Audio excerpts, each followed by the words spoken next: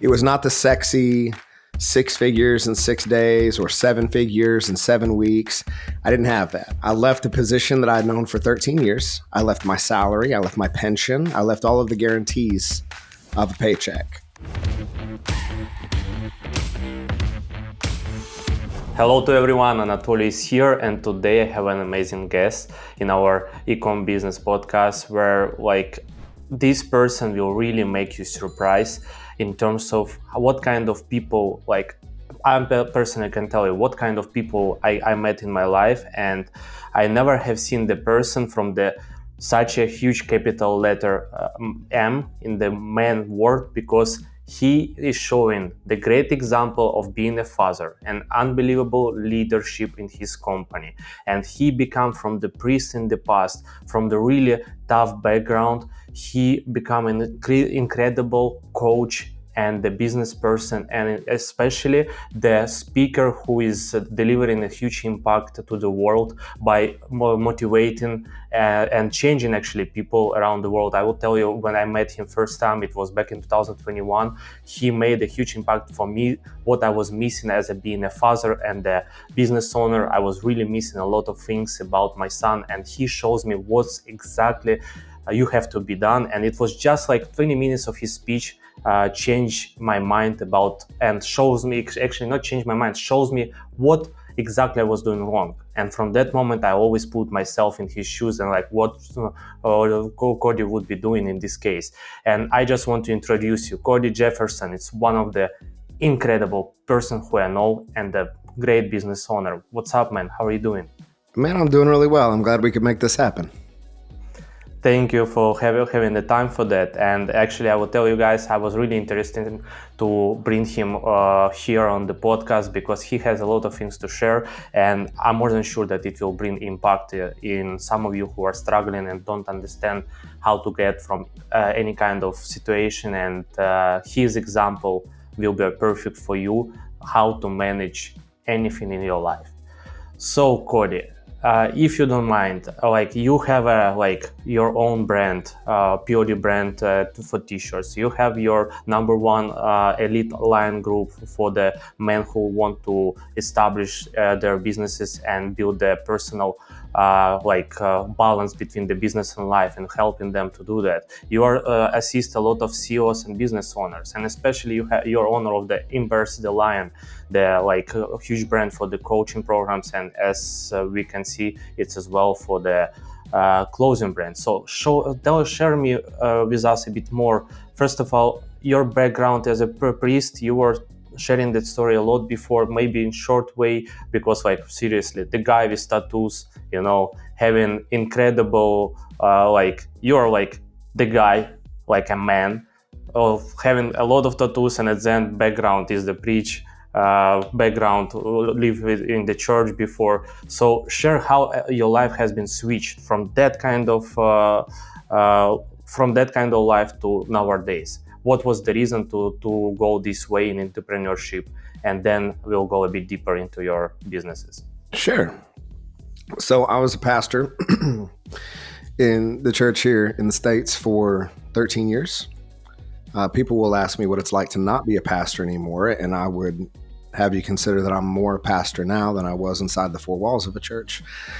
I just don't have the politics or any of the hoops that I need to jump through now, so I can walk with men, around 4,200 now, from all over the world, and helping them become the men that they said that they would be. And so we don't have to worry about saying the wrong things or saying things that might be a little bit spicy inside the four walls of the church. So what caused the transition? No real great scandal or anything. I was just addicted to affirmation, and I was a yes man. I walked through a number of tragedies in 2016. And as a result of that, and result of being on all the time, it left me septic. And so it almost killed me. As a result of that, I recognized that there were a lot of good men sacrificing their soul on the altar of their success. And what could we do differently about that? How could we become the men that we said we'd be? The fathers, the husbands, the co-parents, the leaders, the CEOs, the founders, the employees, the pastors, whatever. And so that's where Embrace the Lion was born. And really, it was just a way to help me get my life straight And again, to stop trying to be all things to all people. And there's something very particularly interesting about guys like us when, and women as well, when, your 60% is someone else's 120%, and you can get by on kind of natural talent, charisma, and being able to wing it. And that was me. Self-admittedly, I'm good at most things.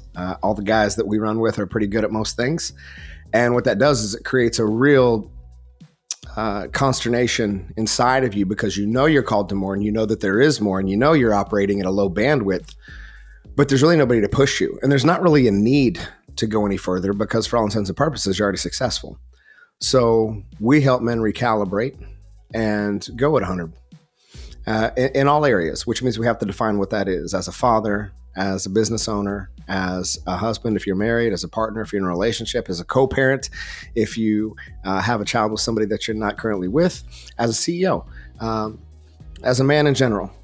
And so that's how it started. And now we're running full speed and have been for the past several years. Awesome. Got it. Tell me, please, when you started, I mean, you completely switched the direction of your lifestyle. What it was for you? How you were feeling yourself when you really stopped working in church and moved to the direction of the business? What was the feeling? Have you felt something different? Yeah. Well, one, I was excited. Two, listen, I didn't know what I was doing. It was not the sexy 6 figures in 6 days or 7 figures in 7 weeks. I didn't have that. I left a position that I'd known for 13 years. I left my salary. I left my pension. I left all of the guarantees of a paycheck, and I stepped out on my own. And again, I didn't have a brand. I didn't have a social media following. I hadn't cultivated it yet. There was no reason for me to cultivate it. I didn't even know what a podcast was. 2017, I had no idea what a podcast was. It was not my world. And so I knew what I wanted to do. I knew that I felt called to help men move forward. And those first few months, I was flipping Harleys, meaning so I've been a licensed mechanic for 22 years. I've been a licensed barber for the same amount of time. So I was taking broken Harleys, which are motorcycles. I was flipping those out of my garage. I was cutting hair. I was fading students up because I was a youth pastor for 10 years. So I was fading students up, cutting hair out of the front room of my house. I was building websites, doing graphic design. I was giving guitar lessons, piano lessons, and vocal lessons because I was a touring musician for a decade while I was in ministry. I was playing music on the weekends, anywhere that I could when I didn't have Stetson. So it was fun because it was on my own terms. It was a growth season. I was having to figure it out as I went along. I didn't have specific coaches or mentors when I first started. I didn't know they existed. I was so green to this space. And so what I did have is I had a couple friends who, as it turns out, were in this space. One being a man named David Burkus, who helped me set up my first Lead Pages account, helped me understand how to run challenges. And then a dear friend named Amanda Francis, who is dubbed the Money Queen, helped me shift a lot of beliefs. We both were in ministry at the same time. We both went to the same Christian university here in Tulsa. And she helped to shift a lot of my beliefs around money and what was possible. And those two people, along with really just making a whole lot of things work, was the beginning. First of all, it's one of the things which is people are scared what I'm gonna do, how I will gonna survive, and so on. So you completely finish what you like. I'm speaking now about average person now sitting and listening and like, hey, it's easy to say, but how I would survive. And you just give this explanation, but really you had just skills, which just looks like it's just a hobby, which is not sellable, let's say. But you found out the way as an entrepreneur. You found out yourself as an entrepreneur that you can sell the skills which in playing guitar. You can really easily flip the motorcycles. It's insane. I mean, it's a simple stuff which is people are not thinking about when they are scared and finding the reasons why they procrastinate and change the average life to something out of the ordinary and move to their goals. Well, and I think one of the things that I had going for me, that a lot of your listeners don't is that I was not on social media. I mean, I had a Facebook, but not from a marketing perspective. I wasn't following anyone in marketing, wasn't following anyone in coaching. I had no connections to anyone. So I just knew what was in front. I had nothing to compare myself to. I was just going. I think now, getting into this space, you start following everyone, you start going to all the conferences, and what happens, you start comparing their 3-year journey to your 3-day startup.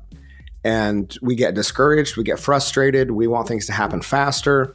I mean, we live in a culture where everything is Amazon Primeable. Like, we want success in 2 or 3 days guaranteed. And that's just not the way that it works, not sustainably anyway.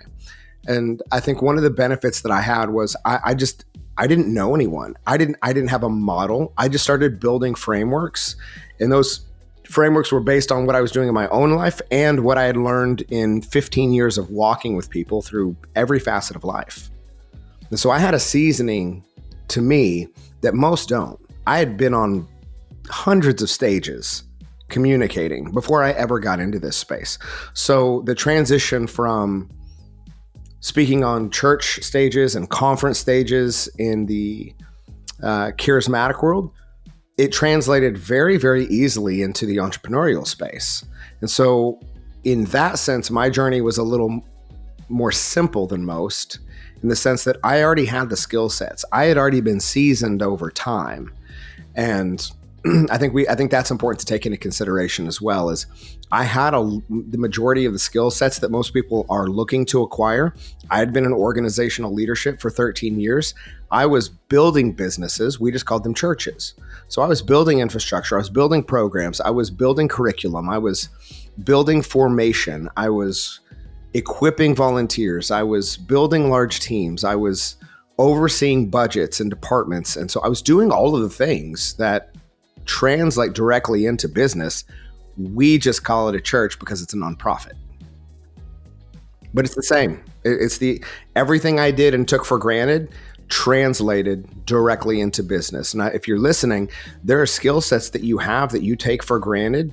Those are the very skill sets that will propel you forward if you will look at them for what they are and stop normalizing them because they're normal to you.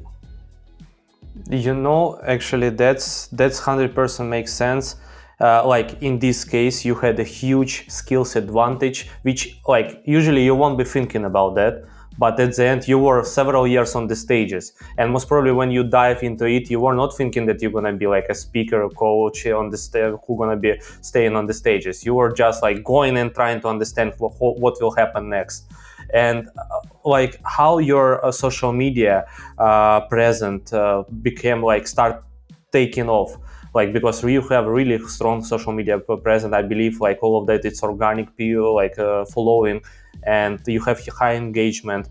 What exactly you were done that it started for you? Yeah, so I'm the unique guy that I've never run ads. I'm in the agency space, love the agency space, but I've never run ads. Everything that I've done with Embrace Line is completely organic. And so what I've done that's been different is I've utilized other people's stages rather than cold traffic. So I borrow authority. So when I started in 2017, I started getting on podcasts, and I've been on probably close to 400, maybe a little more than that at this point in the past 6 years. Like today, you're one of 3 podcasts that I'm on. And so this is just normal for me. What I recognized was there was a way in which I articulate that I take for granted because I've been communicating my entire life that makes this very conversational and easy to listen to. So that created more opportunity for me to share. It's also interesting that I come from a ministry background and now do what I do. It's just an interesting story. And when you have an interesting story, people want to hear about that story. And so the social media game really just came about in me sharing what I had learned from walking with people. So you'll notice on my social media, I don't sell anything. Half the time people wonder what I do because I don't sell anything. I'm not here to sell you something from social media. I mean, at the end of the day, we're all selling something, and social media is always selling something. Whether you're placing perfect pictures of your family with the perfect filters to show how happy you are, whether you're flexing all of the things that you own, whether you're trying to be a victim and get that kind of heartfelt response from people, we're all selling something. And so for me, I wanted to showcase, one, my faith, two, how to move forward in life and business, how to do hard things, and how to create sustainability inside of that, and recognizing that all of this shapes identity. So understanding who you are in the process is crucial. Like in the church, all we're trying to help people do is find their identity, and find their identity in something larger than themselves. The same is true online. Everybody is desperate to be known, but they'll settle for being seen. They'll settle for the likes and the comments and the shares, but at the end of the day, everybody truly wants to be known and loved for who they are. So my platform exists to help people find that. And funny enough, that has created a fairly substantial buzz around Embrace the Lion and around me as a communicator and a leader. So that's why I say when people ask me what's it like to not be a pastor, I'm more a pastor now than I ever was inside of the four walls of the church, because my influence has grown so substantially through social media and through speaking on stages and podcasts and news outlets and whatever have you. You know, when you said that about that you're more pastor now than ever before by being a pastor before, yeah. I have this kind of since I started doing entrepreneurship and became active on social media, I started sharing my journey. Back in 2018, I was super active on Facebook. And on Facebook, I have got my audience where I was just sharing my fails all the time. So because all my journey, first year of my journey was full of fails. And when I started getting first results, people were really reacting insanely good in terms of they have seen my background, who were following me. So I was sitting and listening and smiling because my friends from the childhood were saying hey, you like a pastor, we're watching on you just always speaking on stories, but you look like you're preaching people, you pastor, come on. But now I can feel what you're saying, that we are kind of by teaching people get somewhere or sharing our journey with the crowd, it's kind of really preaching that this is what's possible, this is what you can do. Exactly.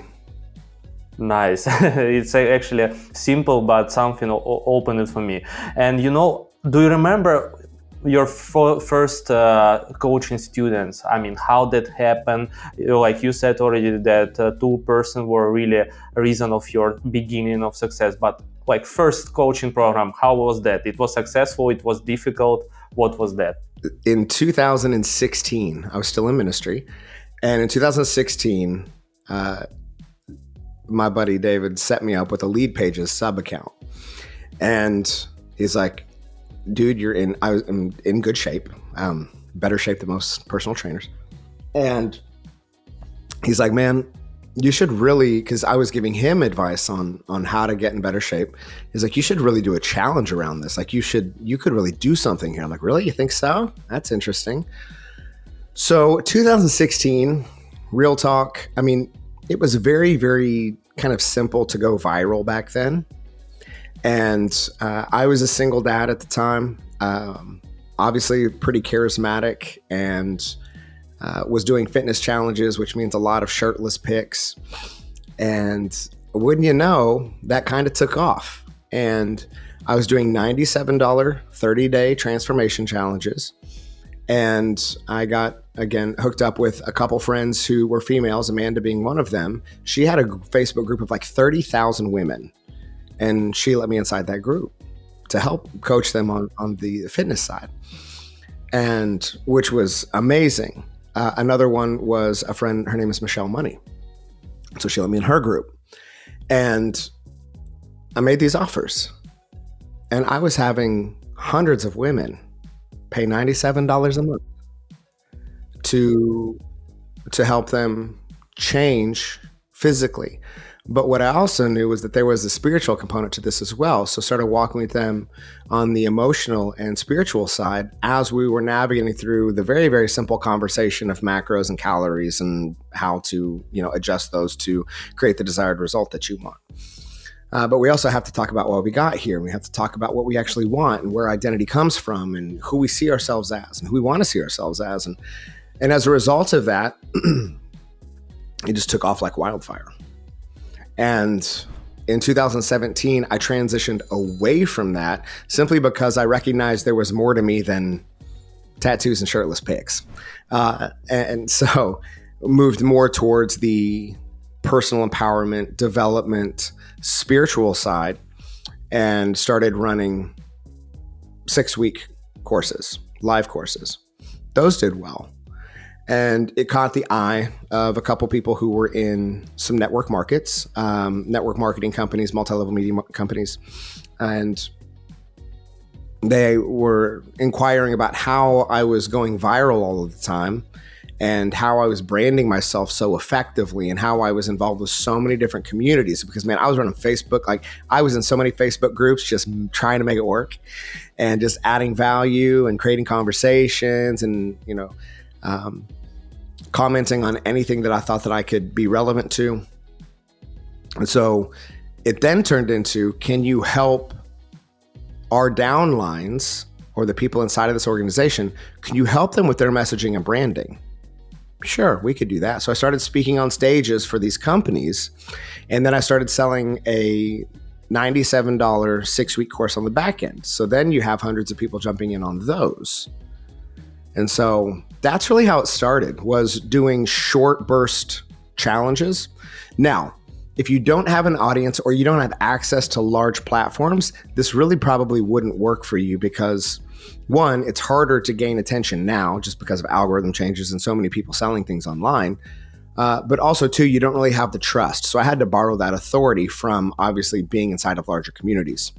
Now, if I had to do it over again, I would have, and I didn't have those connections, I would have, again, probably started with a high ticket offer and looked to create enough clients to cover my monthly burn and then figure out how to actually grow that sustainably. It's interesting that like in this case, if person wanna start in nowadays, it's true, it's harder. And in this case, if you started from scratch, you would go as well organically, correct? You won't go into the ads if in nowadays you would be starting from scratch. So most, like, are you asking if I would go and if I would start running ads immediately? Yeah, in our day, and not immediate, because immediately there will be a problem because of budget. Yeah, that's my thought. Is most people when they're starting, they don't have the budget, nor do they have the experience to be able to run ads effectively. I mean, ads can be a real money pit if you don't know what you're doing, and you can just be. You're burning it. You're throwing money away, and you're not even seasoning your pixel properly. You're not getting good data back if you don't know what you're doing, and so you can either spend a lot of time studying meta ads, or you can hire an agency to run ads for you, but then you're going to be paying a premium because you're going to be paying the agency on top of your ad spend. And most people don't have that. So if I were just starting, I would be looking to, one, really craft my story in a way that is relatable, compelling, and easily understood by people. Two, I would look at what my kind of USP is, which is my unique selling proposition, like what makes me different in marketplace, and what audiences, specifically podcasts, what audiences could benefit from this message and from the skill sets that I have. From there, I would then position that to the podcast host, see if we can create an arrangement where we can have an interview together. I would then take that interview and I would shoot it over to somebody on Fiverr and have them chop that up into 30 to 50 pieces of micro content. And I would share that over the course of a month so that people could then start to know me, like me, and trust me. I would collaborate with the person who had me on the podcast so that they would share it and I would be then in their audience network as well on social media. So I'm getting double the audience. That would be how I would start. And if I get good at that, if I get proficient in the interview process, then I would start to then take those clips and I would put those inside of an email or inside of a landing page in a funnel to send to other podcast hosts to show my skill sets, to show the topics that I enjoy talking on, to show why this would be beneficial to their audience, and start positioning myself towards more podcasts, more digital stages, so that I can grow my audience in that way.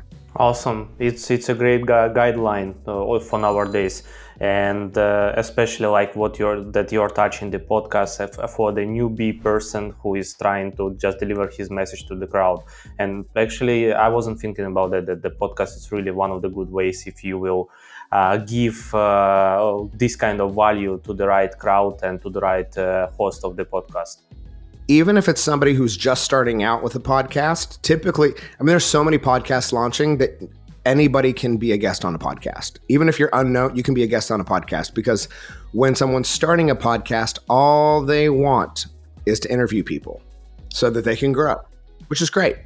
So if you can position the interviewer with questions you want them to ask, like very pointed questions, ask me these questions, well, you can not necessarily rehearse, but get a really good idea of what you're going to say in response, so that, again, you can chop that content up, because you don't have to have, that person does not have to have a large audience.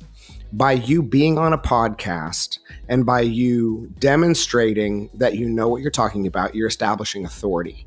And so when people then see, oh, wow, well, they've been on several podcasts, so obviously people want to know what they have to say. So it builds authority and trust, regardless of the size of the podcast, because most people aren't going to see, well, okay, but how many downloads per month does this podcast have? And how large is the listener? Nobody cares until you start getting into, large podcasts. Yeah, and plus it's connections to the podcast hosts. It's as well most probably entrepreneurs who has connections in the similar or different industries. You build in the network. Recently, I had a podcast with one person who is recording the podcast since 2010. Since 2010 on the podcast platforms, and he's saying, I don't care if someone will be listening to us or no, if it's gonna be zero listening. The most important for me that you are guys who I meet here, and I'm building the connections. It's helping the business. It's helping just know each other, and I'm getting a lot of skills and knowledge from you guys by talking to you. So for me, it's just this is a podcast. It's fuel to my business, and that's really he's not doing that for to make money from it or grow the huge audience. He's just doing that for himself, but instantly it's growing his audience because he's not over pushing anything. And it's one of the points that just today we had a call with my sales team, and I said that they we have a lot of new followers. I said, it's amazing. But yeah, we'll see if that's a good leads. I said, listen, if they start following us and haven't messaged to us yet, it means they have seen their attorney on my page, that there is a lot of Reels videos. So what we were just saying, that we chop in the videos from the long content to short, and means if they start following, there's step by step. Actually, what I can notice from the last year, the people who are coming to us from being a follower, not from the ads, they are the best clients, because they really were following because they got the interest. They were following, watching, and build the trust. And from that, they decide to become a client. And they are long stay client in that case. That's what I just understand for analyzing 2022. So that's definitely 100% the way. I agree with you. I would like to ask you, okay, so you start being on the several stages thanks to those guys who just reach out to you, and it's actually incredible just because you were active on social media. So this is the moment when you start building the Embrace the Lions, or it was later on? No, 2017 is when I started Embrace the Lion. Okay, and what about the brand for the t-shirts? It's became recently, or? Yeah, that's just evolved naturally as the brand has grown. So people always ask if we have merchandise and if there's any way to represent what we stand for. So we started creating t-shirt designs and hats, and yeah. That's cool. So you found out the domain again without even looking for that. It just crowd told you what they want. Yeah. And all of our guys, we all share similarities. And that's the cool thing about branding and the cool thing about social media is that there's somebody for everybody. I'm not for everybody. But the guys that I am for, right? Like we're guys who we're definitely faith-based. We're also real. Like I'm covered in tattoos. I ride Harleys. Most of our guys ride Harleys. Most of our guys come from blue collar backgrounds. I come from a blue collar background, come from a very simple background in rural Oklahoma. And so there's something about that realness and about kind of that Midwest Southern way that we live life that a lot of our guys resonate. So that's why all of our designs look like they're a mixture between vintage Harley Davidson t-shirts and American traditional tattooing. So again, are they for everyone? No, but they're the kind of shirts that you'd wear while riding your Harley, and it makes sense. Exactly. I was about to say, to people who it makes sense to wear it. I mean, it's huge crowd. I mean, it's a huge audience. It's just like not for everybody, but in United States, really, you have majority of people in different states who has this kind of biker clubs and so on. That's cool. Tell me, please. Sorry? I was just going to say, for your listeners, we all think that we have to be all things to all people, and we need everyone. You need 100 raving fans who will shoot your message off from the rooftops, and you will never have to worry about anything. 100% true. I agree with you. Being for everyone, it's not possible. Always gonna be haters. So you always will find out that someone doesn't like what you're doing. And even if you are trying to be a best pastor, still someone will be saying BS about you. So we don't need to be worried about it. I want to move to the direction actually where you are impressing me every single time. It's about being a great father and a business owner, especially when you start growing the business, you switch your life. So your son was really a baby boy at that moment. So how that was impact on you and how you were managing at the beginning during the real unsleepless nights, let's say, till now when you have more scheduled life, how that was and what effect on him. Yeah. So it's important to recognize, so when I was in ministry, I had no boundaries. If somebody needed me, I was always available. I didn't fully understand where my job stopped and God started, or God stopped and my job started. There was no clear line for me. And so I didn't know how to shut it off, because I felt like if I shut it off, I'm disappointing people, or, even more consequentially, I'm disappointing God, which is a very interesting paradigm for me. So I was working 18 to 20 hours a day. My son was a baby, and I was just missing things. And I made the whole argument or the consideration that, well, I'm doing this for you guys. I'm doing all of this for you. Well, they didn't ask for any of that. And as time went on and I stepped out of that role and into what I do now, which, I sit on the board of several companies. I've got 8 companies inside of my portfolio. Embrace the Line is just one of them. And so on the backside, it was one, establishing who I wanted to be. Most importantly, who I wanted to be as a man, as a provider, and as a father. And then from there, establishing the core values around that identity. So if I am a great dad, what are the values of a great dad? What does a great dad do? What does a great dad not do? All these things are very important as you have the conversation of identifying, again, who it is that you're becoming. It's very easy to throw paint at the side of a barn, but to hit a bullseye, that's something very different. So for me, it was getting very, very clear on the framing and the daily action steps of what makes a good husband, what makes a good CEO, what makes a good communicator, what makes me an athlete, right? And so if I can identify what those action steps are, well, now it's not a matter of how I feel about it. So I'm not doing things to make me happy. I'm not doing things to make me sad. I'm just doing things because of who I am. So we have a phrase that's become very popular inside of our community, which is, this is who I am, so this is what I do. So if I'm an athlete, I work out twice a day. I only eat certain foods. There are certain foods I do not eat. I drink a lot of water. I really don't drink alcohol at all. I'm in bed by 10 o'clock every night, even when I travel. One of the things that you'll find across the board when I'm at events speaking, I do not go out late at night. I don't go anywhere by myself. And I always go to bed early. Everybody knows that. It's Los, everyone will tell you like he is the most consistent human being on the planet. Why? Well, because it confirms my identity. It doesn't matter how I feel about it. It is like, this is who I am. So this is what I do. We have rituals and routines, and we have ways in which we live our life as Jeffersons. And so if I'm a healthy, loving father and a present father, what does that mean? How does that man show up? How does he lead his son? How does he step into that role every single day? And how can I be present if I'm constantly thinking about work? How can I be present if I'm constantly working? So when do I shut my day down? And what are those non-negotiables? So setting the parameters of your non-negotiables, setting boundaries, right? Boundaries and margin are very, very important. So even inside like our mastermind roundtable, like every Monday, we set the expectation, all of our guys.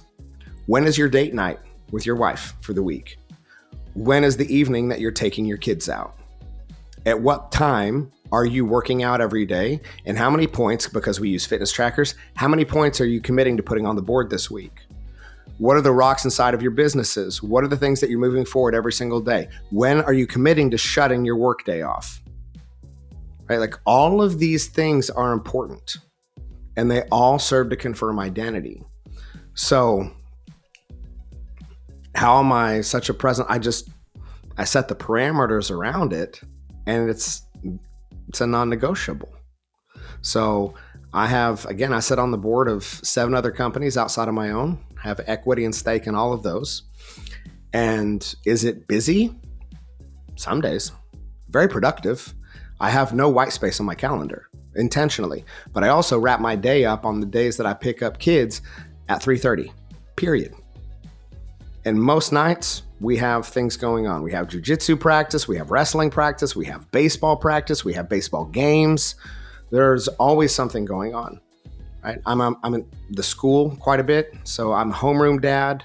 I'm positioned on the school board. So I'm very, very involved in my son's day-to-day life at school as well. If this teacher needs anything, she knows who to call.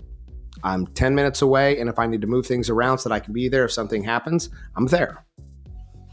I don't say yes to certain events, speaking, if I'm going to miss my son's games or any type of special event. Just don't do it. Right? Well, but people would argue that, people are going to stop asking you to speak if you say no to things, and you're leaving money on the table. Yeah, I left just in speaker fees, about $250,000 on the table last year. Said no to it. Funny enough, people requesting me to speak hasn't gone down at all. It's actually gone up because I'm a man of my word. And if it conflicts with my son's schedule, it's just an easy no. I love your event. I think it's amazing. We've got games that weekend. I don't miss those games. I'm a coach. There's just no way. What's a profit, man, to gain the world and sell a soul in the process? I can make more money. I make fine money. I don't worry about money. I really don't worry about much of anything.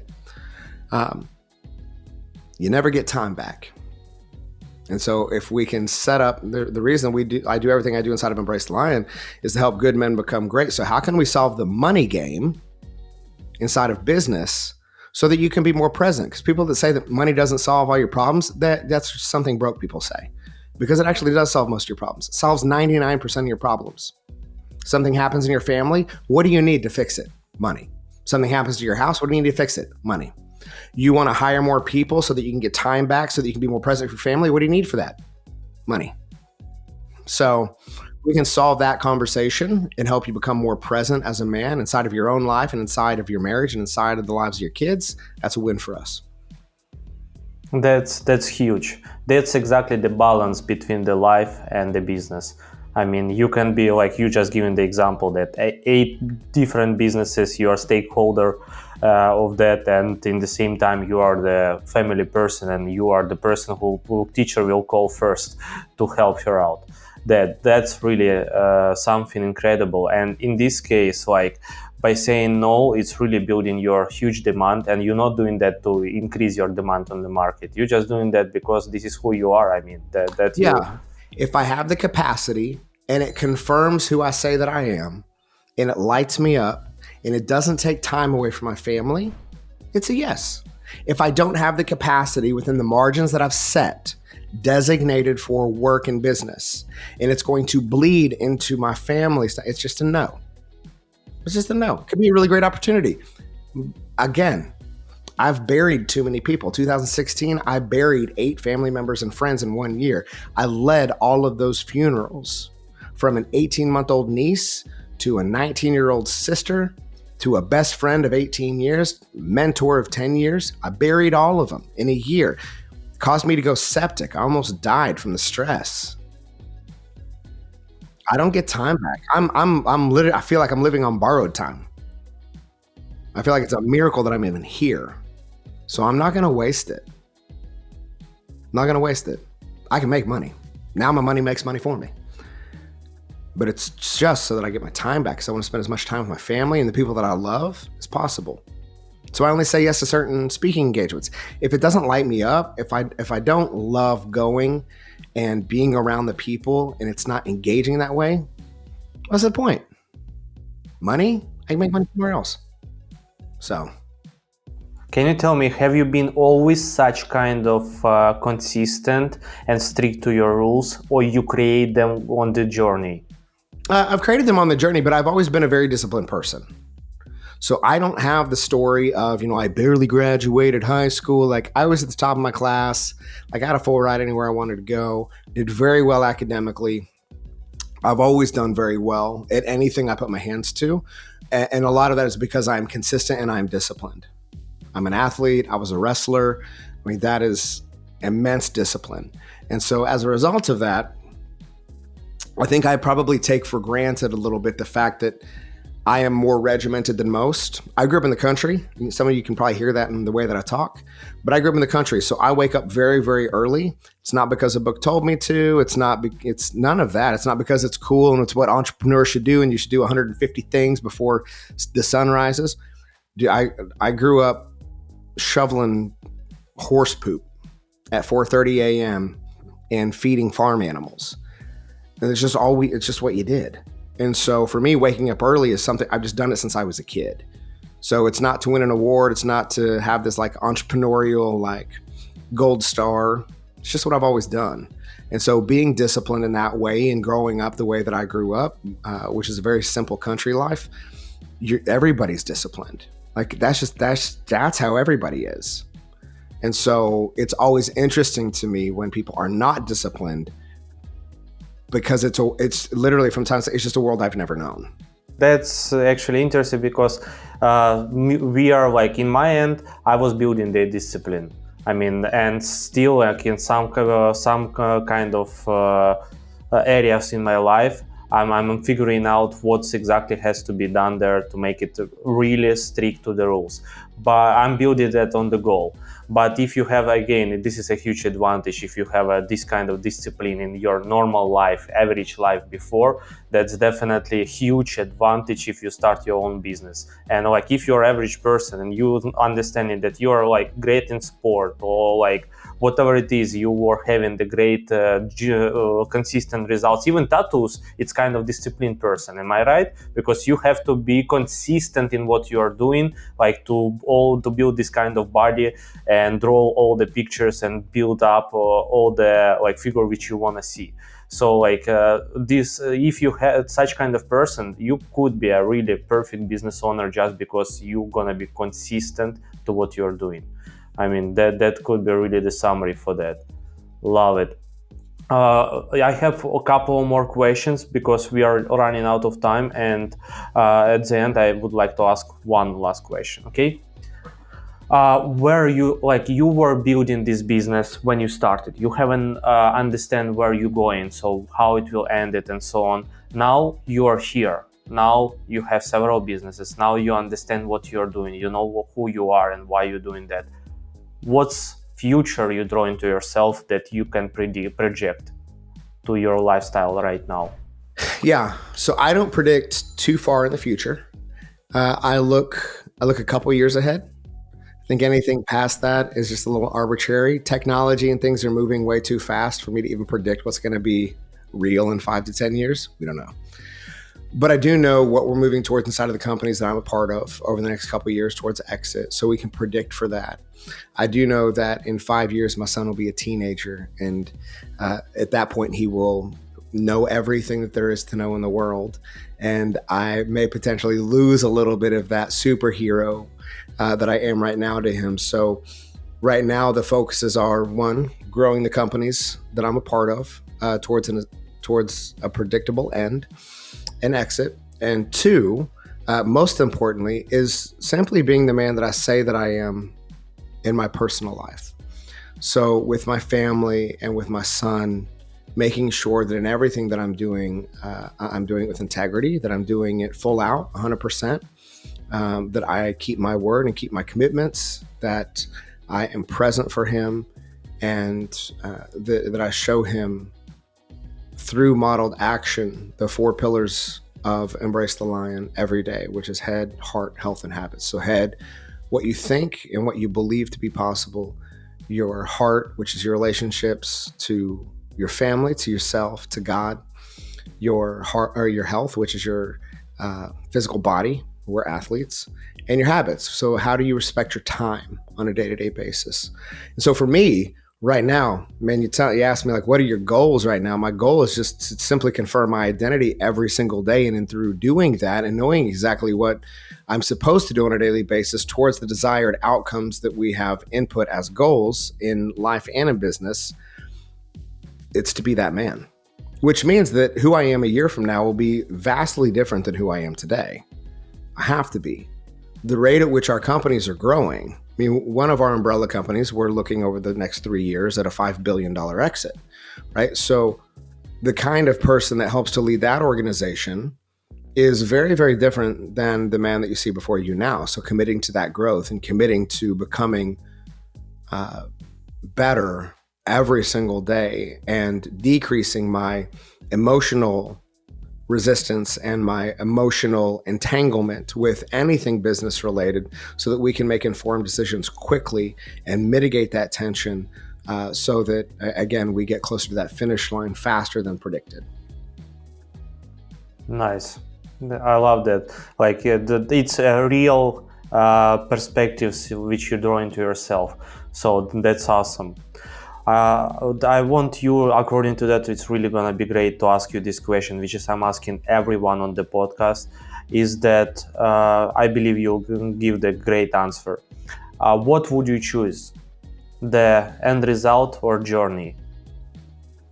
Always the journey. The end result never feels like you think it's going to feel. It's always fleeting. And so it's more about, again, who you become in the process. Think about it from a very pragmatic standpoint of fitness.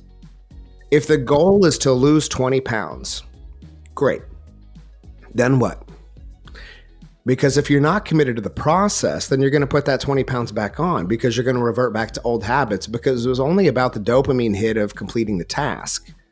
But if you fall in love with working out and falling in love with the identity of becoming an athlete, well, now we don't have to worry about the 20 pounds because our entire identity shifts and we're committed to the process and the journey of that identity confirmation. This is why in what we do in Embrace the Lion, we set specific targets, but we're far more concerned with identity confirmation. So it's not, I need this goal. It is, no, who do you want to become as a man? Who will you become as a father, as an athlete? What does wealth mean to you, and how do you become that version of yourself? So I'm far more committed to the journey than the end result, because the end, it's a moving goalpost. Nice. Thanks for this answer. And I always choose a journey as well, but I love your answer and the way how you described it. Guys and girls, today was with us Cody Jefferson, the person who is the really able to help you out, or not even help you out, but he's showing what is the balance in life. He's showing how you can live your life and being successful and wealthy person and build the businesses around your lifestyle. So that's a perfect example, and I believe like that's gonna be for so many of you great to check it out on his Embrace the Lion system. And maybe if you decide to join his coaching program, please, I'll leave all the information about the Cody in all the bios under this podcast. Reach out to his team, find out if this is a great spot for you, and make a decision. Because I will tell you from my own perspective, since I met Cody, I learned a lot from him, even just meeting him a couple of times in a year. And that's really making for me personally big impact, and not only for me, because the guys who are staying next to me saying the same. So Cody, I really appreciate for your time on the podcast today, and looking forward to see the feedback from the people, and maybe we're gonna be recording another one on the other subjects. Let's do it. Awesome, thank you, and have a good day for everyone.